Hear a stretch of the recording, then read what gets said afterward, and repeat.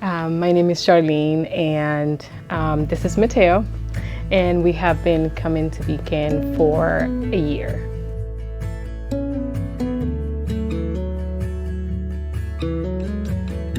So it was pretty crazy when we went on vacation. We were visiting my in-laws, and when I was 23 weeks, I started having contractions.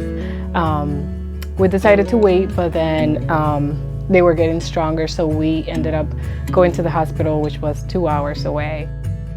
When I got there, they said, "Your water broke, you have to stay." It was pretty scary because they told me if at that time he was born, he only had like a 25% chance of surviving. Then I was able to stay pregnant for another week, and then they had to take him out due to complications when he was 24 weeks. So he was in the NICU the first week. It was fine. We thought, it's going good. We just have to stay here for a bit. But then I was discharged. We went into his room. When we got there, he wasn't breathing well.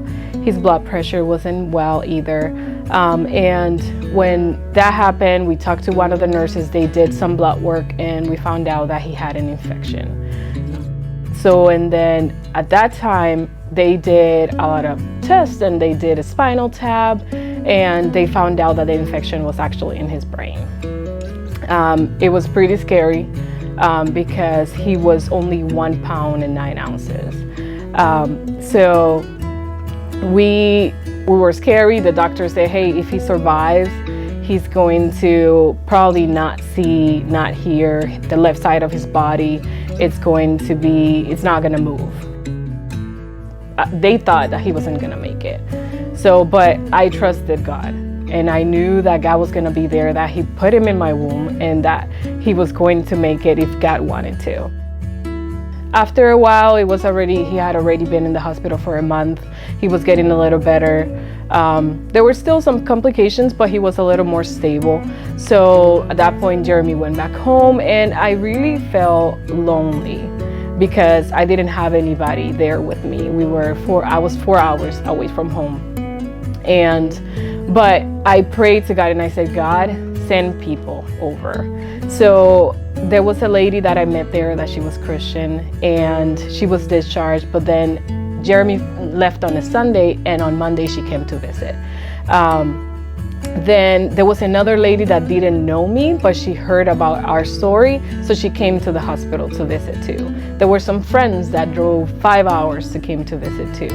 And it was a really hard time, but we saw God in a way that we had never seen before. But then one day they said, "Hey, your son is going to be blind.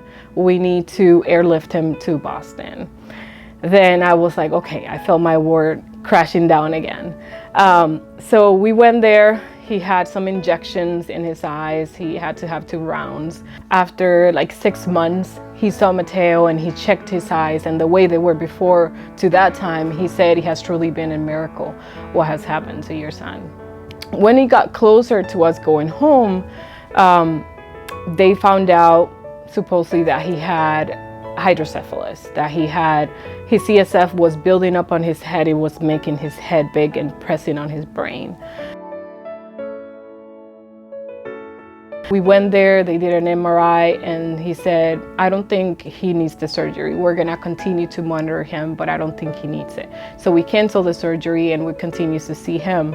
A year later, he said, "Your son has never had hydrocephalus, and he probably never will."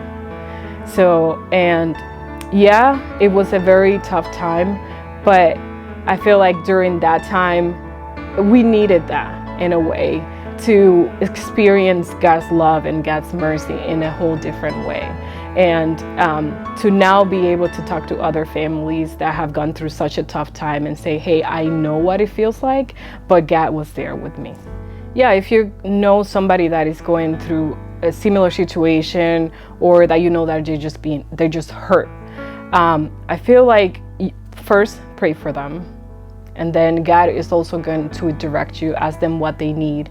Be there for them and pray for them, because although people couldn't be Matteo's doctor, they couldn't be their nurses, they couldn't be in the hospital, but just by being there with me, coming to sit outside of the hospital, it was the greatest help because I felt like I wasn't alone.